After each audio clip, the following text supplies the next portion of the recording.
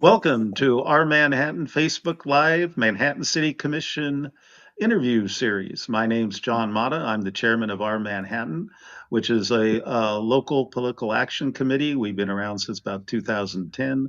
We specialize on local races, city commission, county commission, school board, and we'll get involved in the state legislature as well, but pretty much stay away from the federal election cycle. Today, we've got Andrew Von Lintel, City Commission candidate, that we'll be interviewing. We also have Edward McNamara, our producer, that's here.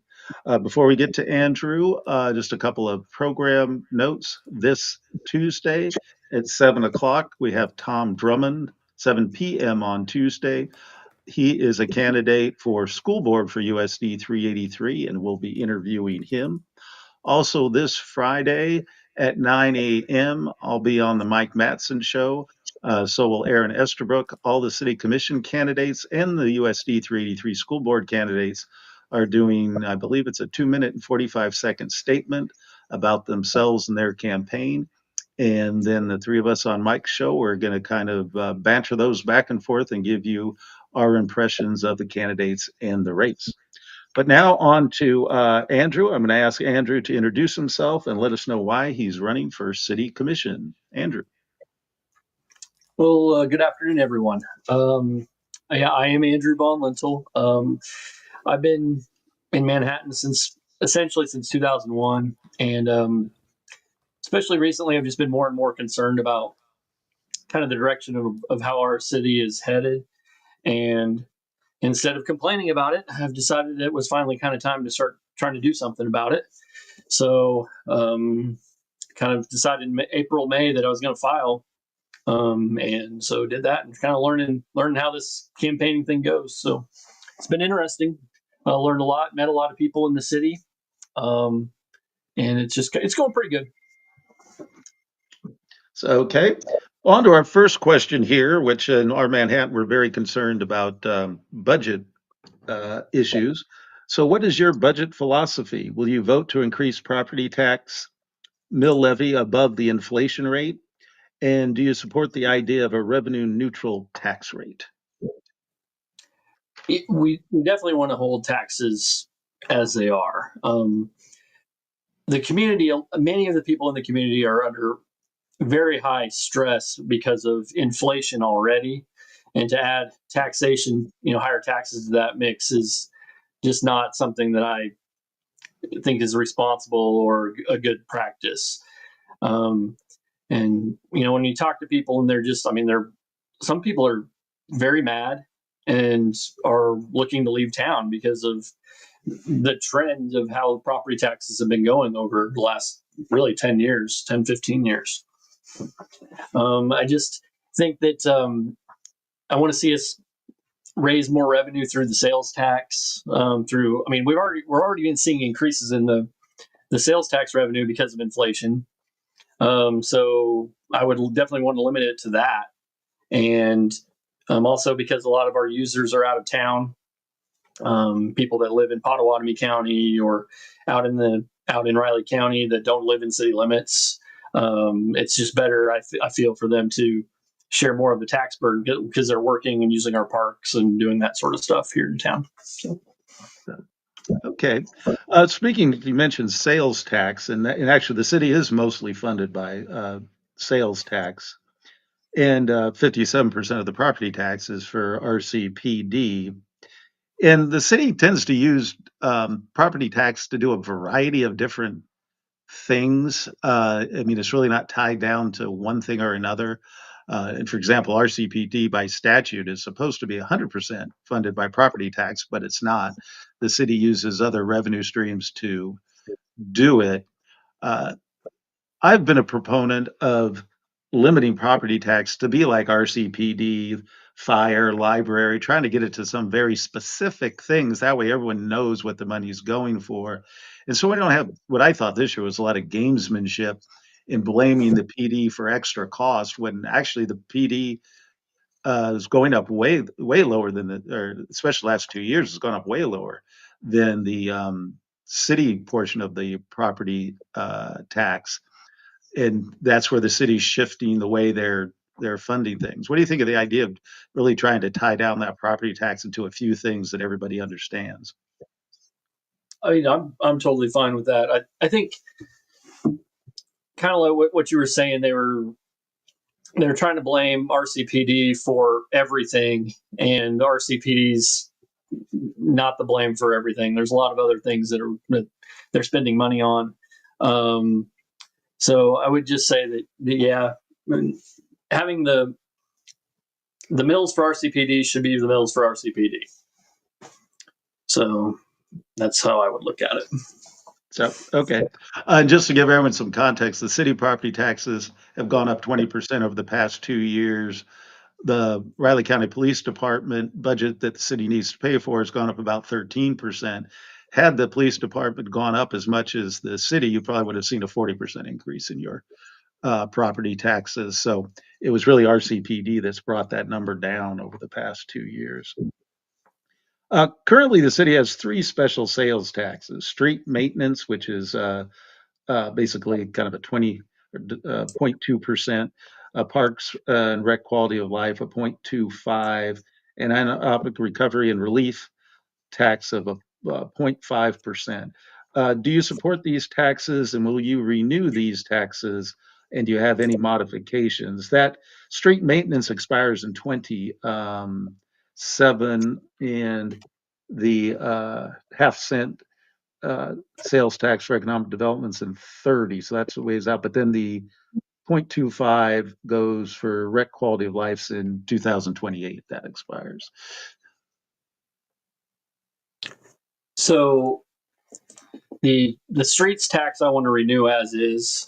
I would prefer to put that back out and have it come back as the same thing.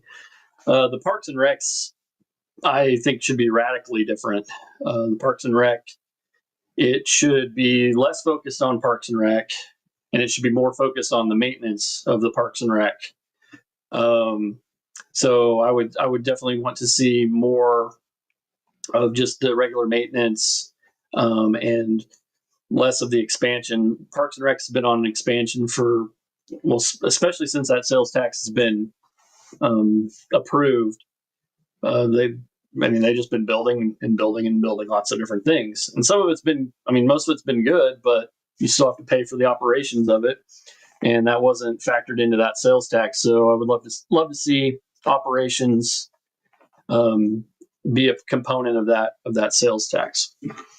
As for the third one, if I can get the streets tax, um, you know, approved again, and then get the Parks and Recs tax adjusted, and hopefully some of that go to debt.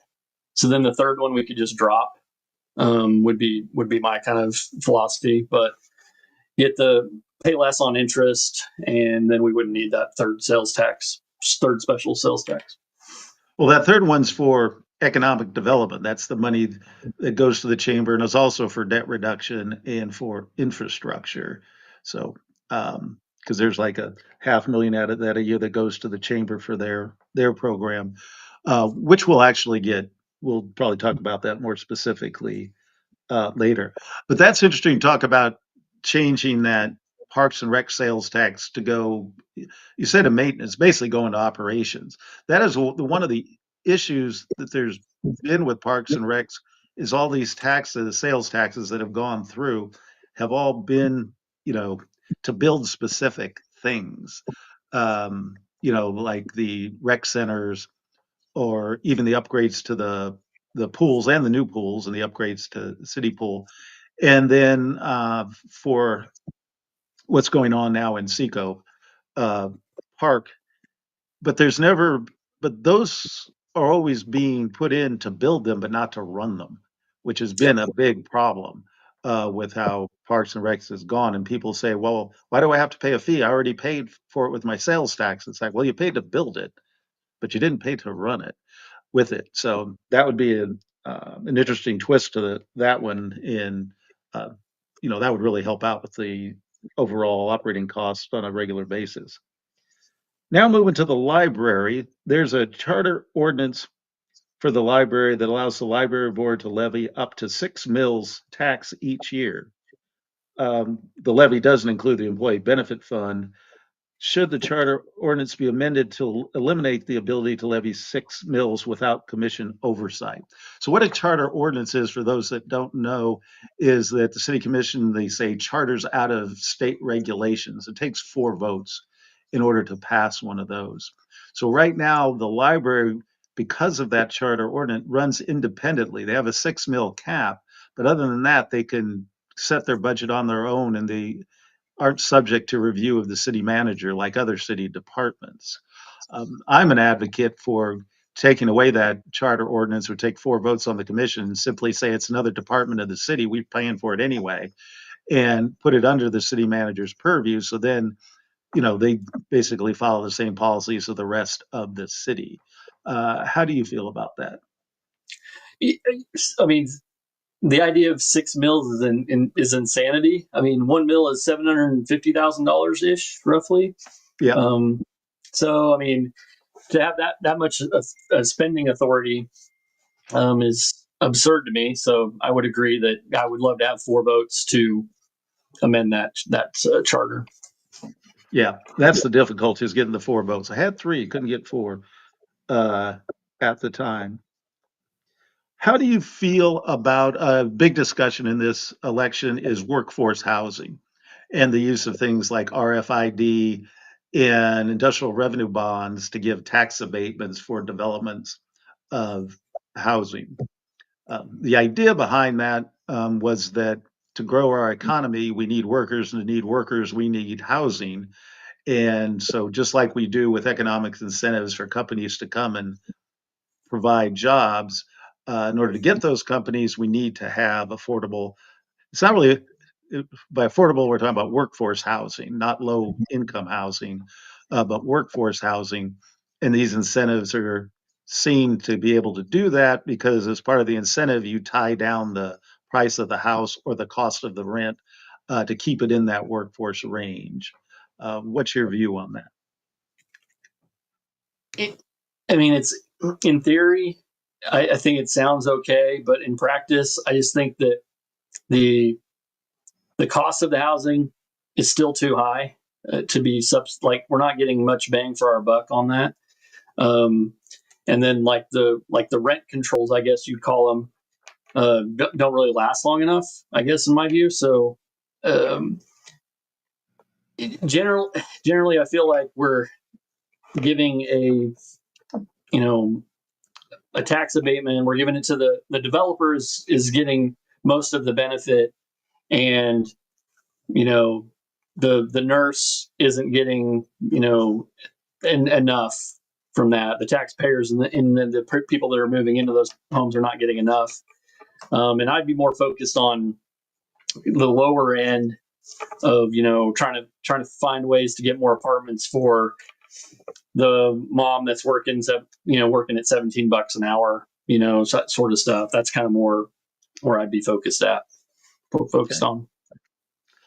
Going back to Parks and Rec, the Parks and Rec department is one of the biggest in the city, and it's funded by property taxes, but also by user fees, as well as like sponsorships and things of that nature, like naming rights to facilities, or that ad you see, the billboard on the fence in the outfield type of thing. Historically, Manhattan has had about a 25%, they call that cost recovery, in Parks and Rec, where best practice is 35 to 40%. Well, the city has been moving to try to get to that best practice number. That's why you're seeing fees now for the rec centers, which I know caused a lot of people to be upset. They said that a prior commission promised them that wouldn't happen. That's unfortunate that commission did that. They had no authority to do that. And you couldn't write the initiative to make it mandatory. I asked the city attorney when we were debating it, I said, could you even write a ballot initiative that would give that guarantee? And she said, no, that wouldn't be legal in order to do that. So anyway, we're moving down that path. So 2 parts to that question: do you support getting to that best practice cost recovery of 30 to 40? And also a hotbed issue in town that's debated a lot is whether people outside the city limits should pay a higher fee. These are, people that may have a Manhattan address but are outside of the city and they don't pay city taxes. I know some people say, well, wouldn't that be difficult to do? It actually really isn't that difficult because the system today, when you have to register in order to use facilities and when you pay your fee, so the information's already there. They already know whether they're from within the city limits or not in order to do it. So do you support getting to that best practice? And also, how do you feel about charging people that live outside the city limit a higher fee? Well, so I, I mean, outside the city limits, I think they should be paying more for using Manhattan facilities. Um, when it comes to like 25% cost recovery, 30, 35, 40, I'm not married to any of those numbers. Like, I'm not, that's not really what I'm super focused on. Um, we should be giving, we should be giving the Parks and Rec department, you know, a way to, guidance on what we want to be doing and a budget, and they need to be following that budget. But I mean, I would prefer. I view like the rec centers as more of like a city park or a public park. So I would prefer to have a funding source through the sales tax or probably through the sales tax. I would prefer that we. I mean, like for example, like John, where do you get where does the number come from? The 35%, like the best practice number. Like where do we get that? I believe it's just by surveying, other communities and getting averages of what other people do, and it's calculated that way. So, And because one thing is it's been a gradual trend both in Manhattan and other places. Because years ago the zoo used to be free, yeah, and a lot of stuff used to be that way, and it's worked more and more towards a user fee type of thing. Because obviously, if you don't do a user fee, you're just going to have to increase taxes to pay for it.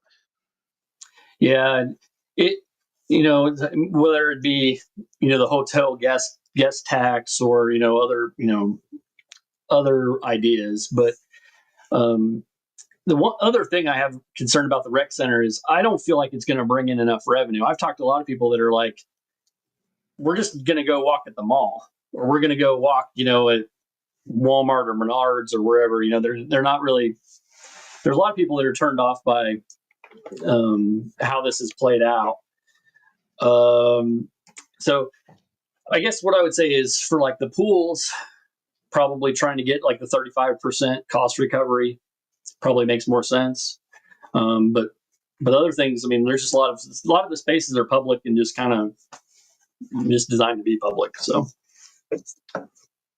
Yeah, and one of the other areas that I'm sure everyone's probably for, but it takes the commission to push the staff to do is more of those sponsorships and things of that nature, because we haven't had those signs in the outfield and stuff, and we need to start getting them.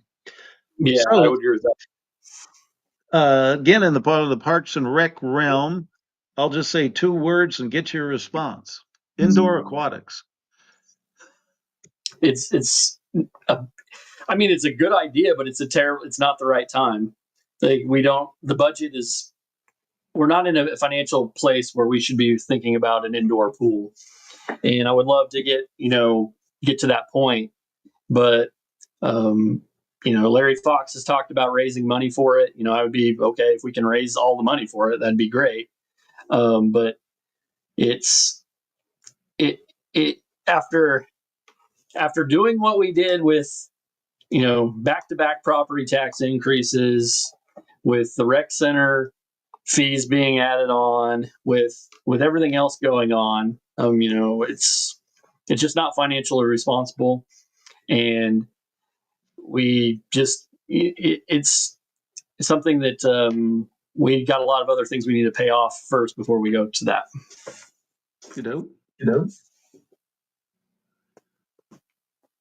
the next one is we've got a couple of fun social Hey, services, but John, real quick before we leave that topic, I think Mike McDowell was referring to the fact that people aren't using the rec centers. He says, well, people aren't going because they have to pay.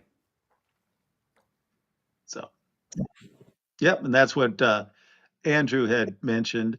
Um, Say what I've heard on, I would call it the other side of the argument, but one of the things that uh, people had mentioned about the rec centers when they are free is they tend to get used for a lot of babysitting where people just dump their kids off, and it's created some mate or kind of vandalism type issues and made it so some people don't go because of uh, just people not respecting other people's spaces and things like that. So it's an interesting dynamic and situation with those. I Yeah, mean, the I would say that the rec should be a free privilege, but it's still a privilege. And if you're being disruptive in there, then you should be escorted out, and you shouldn't be allowed to come back if you're causing problems. yeah.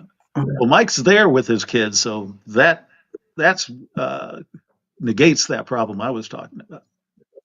A couple of funds that the city has: social services, which is paid for out of general revenues, and then special alcohol, which is an alcohol tax where we get a distribution for this from the state. They're both around five to $600,000 each, and there's committees that figure out how to allocate those funds, and then the city commission approves it. One thing we debated on the commission before is, should we give directions to those groups or just kind of uh, dictate ourselves how to allocate that money? Because they tend to do it like 2,500 here, 10,000 here, 12,000 there. And we thought about, well, should we like make some priorities? Say, homelessness is a priority, food is a priority, mental health is a priority, and pick the best bang for our buck and give a bigger chunk of money to specific groups versus this more shotgun approach. And I know people kind of feel good because all these little different small groups get something. Uh, but would it be better to try to be more focused with that money and give a more substantial amount to those groups we think can do the best job? Yeah, What's your I 100% agree with less charities, more concentrated, trying to find the best ones, having more oversight, trying to make sure that what we're paying for, what we're getting results that we're wanting. The homeless situation is one that keeps getting brought up more and more, and that's one I would definitely would say is probably the top priority for me.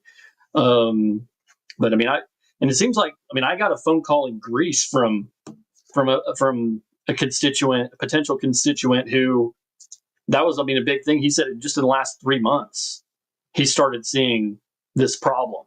So this isn't something that has been around. This is like something for him. He was like, this now I have to call the cops to get you know trespassers off my property, sort of thing. So more and more people have been talking about it. So it's a concern for me. And and do we have enough homeless shelter space? And if there's some other options, we're just kind of looking into it more in depth.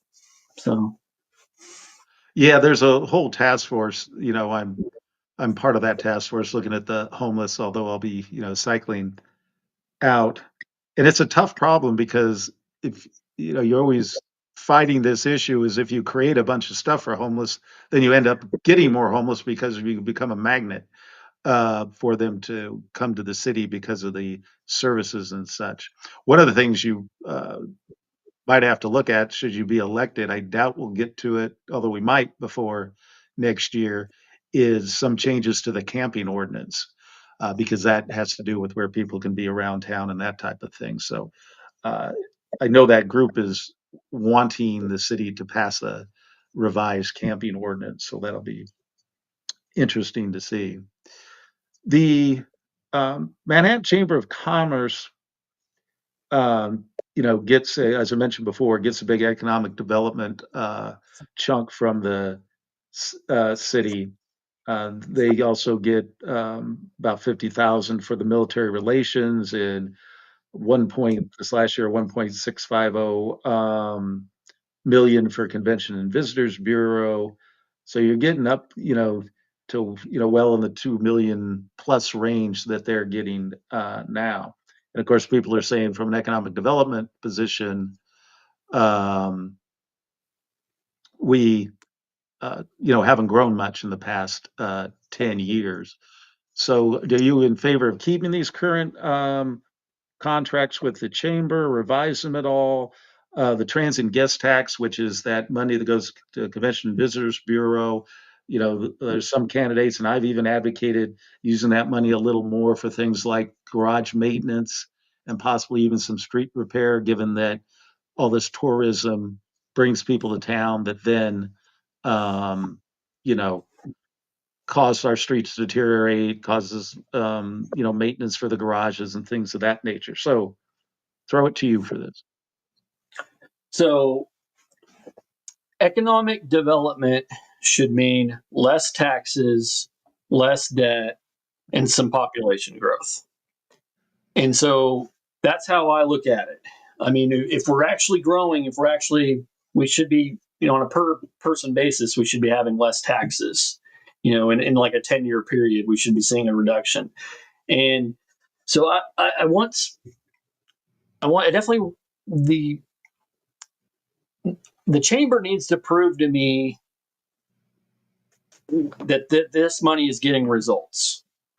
That's what they need to prove to me, that the money that they are receiving, that they are actually drawing more people into the city, and we're seeing those benefits. And so that's how I would look at it. I want to find a way to get more tourism into the city, and have the Discovery Center be used more, have the zoo be used more, have people more aware of them. There's lots of people in town that never go to the zoo, and they'll be here 10 years and they might go once, might go never. So trying to find ways to make these places more enticing, and because they're good products. I mean, especially the zoo is a really, really good product that I think it has a lot of potential, and I would just like to see it more, see us receive more of that, get more of that potential out of it. So, yeah, someone's harping at me here. Where is proof people are being brought to town because Manhattan is so welcoming? Actually, I said that's one of the drawbacks you hear is that people will come to a place that has very good uh, benefits for homeless people as a magnet. I think that's been proven in a number of places like Santa Monica and others around the country. But specifically with Manhattan, actually, it was a number of years back when I was, started to run again. I had visited the crisis center, and they had told me that they had people from out of town, and that they'll actually just tell them, "We heard this was a really good place to come to get taken care of if you had a homeless situation." That was a number of years back, though. More currently, we've had reports from different people in town about people being dropped off because Manhattan was a good place or had facilities or had programs to take care of folks. And that was brought up in those task force meetings that we've had, and it was, some people spoke about some of it just being talk, and others of where there's really backup for people that were coming. So since that was directed at me, I'll answer that.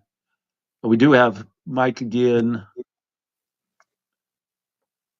with the no camping in city limits, or you're going to have them everywhere. We had a family of homeless out at the state park, and they were paying camping fees, just throwing out there. The, yeah, if they're a state park, they're still going to have to go by state parks. Any camping ordinance would be for us here, and we do have we've had issues down at next to the convention center at the plaza there, and uh, with the restrooms and scaring kids and everything else. So I know a lot of people like to bring their kids down there, but a lot of them have gotten afraid to bring them down. So when we look at possible city expansion, the place that looks like the more than likely is that East 24 corridor going into Pottawatomie County. And actually, at one of the city retreats, the city had brought up a proposal, basically, or an idea of doing annexation, like right along 24 going out. It would mostly be commercial annexation. We already have property out there to put a fire station. And of course, we have the Scorpius deal that fell through that was out there. And so the idea would be if you annex at a contiguous uh, amount of land, uh, the city's more likely to be able to do that than the island annexations we've been doing up to this point. Not much residential in that. There evidently are some developers that want to do apartments along that corridor that could be developed. Not looking, at least immediately, to annex in anyone who's already living out there. Obviously, that would set up their property taxes quite high, and a lot of them are simply not interested in being in the city because of that. But evidently, after you go up that skinny 24 corridor, there's a chunk of property that, again, some developers have looked at and would still be connected to that slice that's going out there, but that could be residential and it would be new residential. So you could annex it in and make it part of the city, and everyone would know before they bought the property that that's what it would be. Any reaction to that, or how do you feel? Obviously, that would be a very long term plan over Yeah. probably 20 to 40 years, but you have to kind of set something up in order to initiate that going. I mean, I think long term, yes, it's going to. I would foresee us moving east. Short term, I don't want to build a fire station yet. So that's to me that's a big expense that we're not ready to do. So I would like to kind of maximize what we can do and what we can annex and what we can build without adding a fire station. And that would be kind of my stopping point on that. So I don't know how close if we're actually to that point yet. I don't think we're quite to that point, but we're getting close Yeah. where we need the fire station. But No, that'd be true. Yeah, because the fire station is a big expense, but I don't think we're really close close to that at this point in time. So that's really getting towards the end of my preset questions to talk about. Trying to look through those comments and see if we had anything else that was more of a question. Before, I'm going to turn it over to Andrew to give a closing statement and tell us why we should vote for him in this coming election. So as we go to that and as he gives his closing comments, if we do see anything pop up, we definitely will hang on and get that question answered. So go, let us know why we should vote for you, Andrew. well, thanks for hosting me. I just repeating, but economic development should mean less taxes, less debt, and probably population growth. So I want to see us leaner, meaner, starting to grow more. Um, you know, less tax. Less tax abatements, and you know, and just lower our property taxes. Is what the ultimate goal would be. The way I could see it happening is by paying less interest. So we're paying so much in interest. So reduce that interest by lowering debt and making us just financially much stronger. Um, I think what you're going to see from me is patience. Let the city. The city has done a lot of different things over the last 10 years for economic development. And I think a lot of these things we need to let them grow and develop. And, in Bath and even the Third Street and some of this other stuff, like we've just got to give it some more time. And I think we're going to see more results. And like John was saying, like, let's grow what we can. Let's grow east, but let's not take over, annex, existing residential, which isn't up to city codes and is different, different situations. I would love to see Parks and Rec switch from an expansion mode to a maintenance mode, which is where the city is at. The city is not growing at a rapid rate, so let's have them maintain more. We've got a lot of work to do on streets. We've got a crack sealing and pothole patching, and just cleaning up messes. I mean, there's a lot of curbs that are out there that are broke down that we need to just pick up the debris and take them to the dump. I mean, there's stuff like that. There's some really bad roads out there. I put in on the city reported app, I put in a request on, like, Dartmouth is one example. And after about a month, the city finally responded to it and said, yeah, we know about it. And then they just kind of just closed that case on the reported app. While Dartmouth is still the same mess that it has been, so there's stuff like that. We've got to make sure that we're working with our city employees. We've got to be supporting them while making sure, while holding them to high standards and making sure they're getting the jobs done around the city. We've got to build back trust. Things like what's going on in East Park, what's going on with the rec centers, taxes. We've got to start, helping our citizens out more. And a lot of them feel like they're being attacked. And that's unfortunate to say, but that's the truth. And, we've got to keep working on a lot of different issues. And I think it can be done. I think, but you need a majority. You need, 3 people that are willing to fix the budget and willing to start listening more to the population. So those are all things that, and I'm stalling a little bit because I wanted questions. So anyway, but yeah. Well, here's a question. Alan asks, we got one.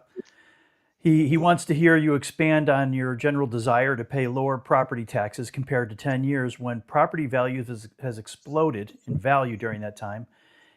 But compare that to your statement of wanting to improve the zoo, which would take a lot of funds because the zoo is, well, just okay, and you wanted to see more done. It has potential, as you said. This just sounds like generic grow the economy by cutting taxes, but that doesn't work in Alan's opinion. Well, so what I was kind of focusing on was like how the chamber is involved, and what I would like to see is better marketing, I guess would be the best way to say. Like, some of the money that the chamber is getting, I would like to see them be able to market our zoo more effectively, market the Discovery Center more effectively. So it's not so much that I want to, like, add giraffes or elephants to the zoo or make a big expansion of the zoo. I want more awareness of the zoo, and when we have a red panda at the zoo, that people know about the red panda. The red panda baby. When we have that type of thing going on, that we can maybe get more people through the doors. So it's when property values go up, I don't think that necessarily means that property taxes need to go up too. Because, so for example, my house, maybe it goes up 20% over 10 years. That doesn't mean my salary went up over 10 years. And so I would say that, the revenue neutral philosophy of, if the city's bringing in $40 million in property tax and the city valuation goes up 10%, to what would then be 44 million, I would say that we should actually just stay at 40 million. Would be what I would generally want to be doing. But to do that, you gotta, you gotta say no on a lot of these little extra things. The $150,000 bridge at Warner Park is an example of something that I don't think we should be doing. But that's money that's coming out of the Parks and Rec sales tax. At least is my understanding. I believe that's right. And So that's something where, okay, we made that fund, so we're spending it out of the fund. The problem is the fund that we created that's wasting money, in my opinion. But So I'll weigh in a little bit on that since I'm on the Zoo Trust Board there, which we raise money for projects at the zoo. For example, Expedition Asian had a huge portion of that budget was privately raised, and we're currently raising more money for expansion at the zoo. So a lot of the zoo things that happen at the zoo, as far as you call it expansion or improvements, are actually funded privately. Uh, in fact, we're kind of hamstrung because the city doesn't want to increase the operating budget. So any improvements we do to the zoo, they have to be what you might call rev or expense neutral. In other words, we can't put something new in there that's going to cost them more staff to run. So that's why you'll see things more of improvements to things that don't add a lot of cost, or it's making it better, but not making it more costly, and then paying for it out of private funds. The other thing that's interesting when we talk about lower taxes, and obviously we've got you know some different philosophies from some of the candidates on that. And our Manhattan is focused a lot on taxes, property taxes in particular, and we've made our endorsements already when we endorsed Fox, Morrison, and Von Lintel here as our endorsement. A big portion of that was because we believe they're the best to keep taxes lower. Now, someone says we want lower taxes. I've been the biggest budget hawk out there, and I've never really lowered taxes ever when I was on the commission. I may have lowered the mill levy, but the taxes still went up. My goal was always to try to keep it within the inflation rate and not go higher than that. So, at least in my view, when I'm talking about different candidates or our Manhattans doing an endorsement, we're not really expecting our slate to go in there and we're going to actually see a lower property tax bill for people. We think it's going to be lower than the other group would do it. In other words, we've increased property taxes by 20% over the past 2 years. And at least it's my view and our Manhattan's view, if we have the incumbents back, we're probably going to look like it another 20% over the next 2 years. So by lower, we mean lower than the other group would have done it, or increasing them at a lower rate. I don't think anybody's really going to lower the total dollar that you're going to pay. Having said that, me personally, and the way I've operated over the last 4 years when it comes to the housing, was I've been in support of the incentives that have gone to a lot of these housing initiatives. And pretty much the whole slate our Manhattan's endorsing really doesn't support that idea.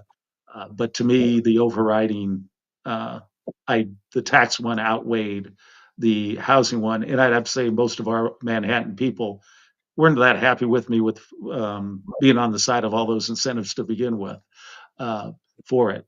And I know that's a big debate in town. And I think there's definitely two camps on that one. And there's definitely a strong camp that does not want to see those incentives go forward. So that one, I'm a little bit of a split ticket on here. So that's, as I said, is wrapping up our series for the Manhattan City Commission. Not much time left before the election.